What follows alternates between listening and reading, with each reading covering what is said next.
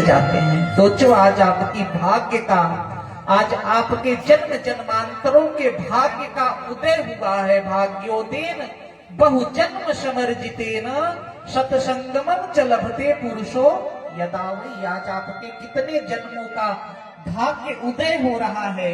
आपके पितरों ने कृपा करी होगी, आपके पितृ मना रहे होंगे कि कोई मेरे कुल का लायक बैठ करके भागवत सुने, और उसके हृदय में बैठ करके मैं उस कथा को सुनूं जो मैं अनंत जन्म से प्रेत योनियों में, भूत योनियों में भटक रहा हूं, मेरा उद्धार हो जाए। उन पितरों की कृपा, उन ग्राम देवता की कृपा और आपके भाग्य का जब उदय हुआ भैया, तो भगवान की कथा आपके गांव में खुद चल करके आई। सोचो आपको कुछ प्रयास करना पड़ा, किसी को कोई प्रयास करना पड़ा कि हमारे गांव में कथा हो जाए, किसी ने प्रयास किया?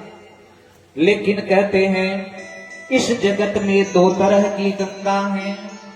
एक गंगा है भगवती भागीरथी गंगा, जो भगवान नारायण के चरण से निकल करके ब्रह्मा जी के कमंडल में, और ब्रह्मा के कमंडल से निकल करके शिव की जटा में, ध्यान से सुनना सब, और शिव की जटा से निकल करके वो भगवती भागीरथी गोमुख से होती हुई ऋषिकेश, हरिद्वार, प्रयाग, कनखल,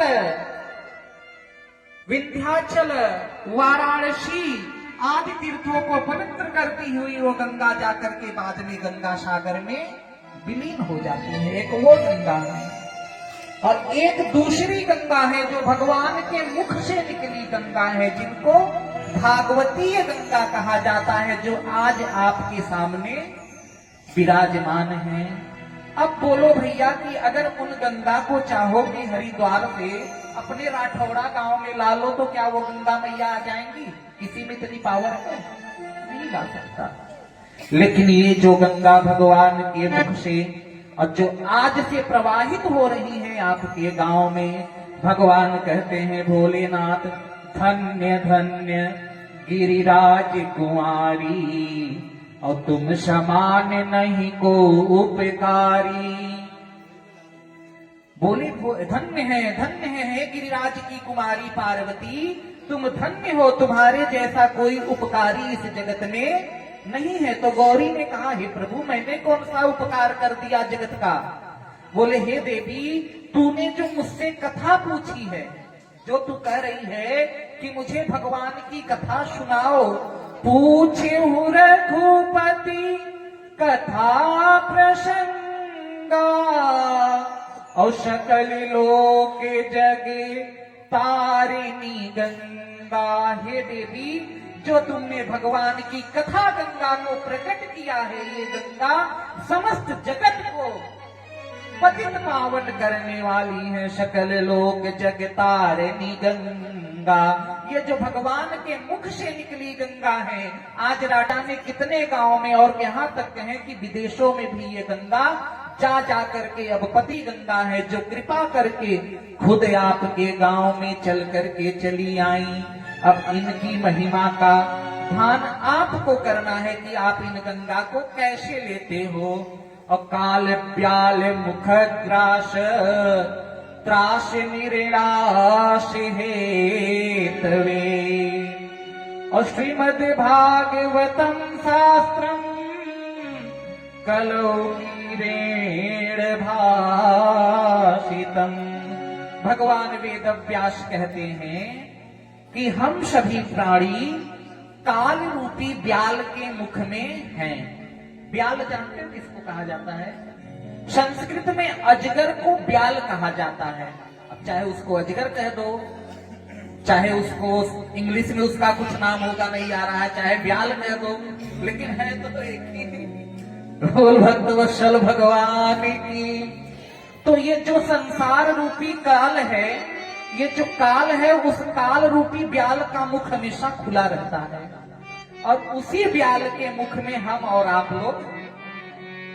अच्छा, किसी को पता है क्या कि हम कल कथा सुनने आएंगे? किसी को पता है? या कोई गारंटी से कह सकता ना हम कल कथा सुनने आएंगे, कल कथा महाराज जी कहेंगे? क्यों नहीं कहेंगे? क्योंकि कब वो ब्याल कब वो अजगर अपना मुख बंद कर दे और हमारा गोविंदाय नमो नमः हो जाए।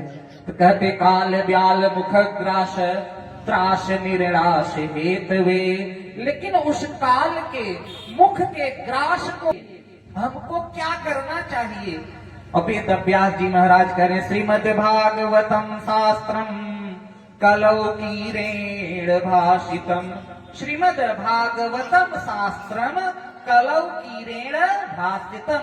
जो आज से आपके सामने भागवत की गंगा सुनाई जा रही है, इस गंगा का आश्रय ले लेना चाहिए, जिसको पारखी सुखदेव जैसे तोते ने कहा है।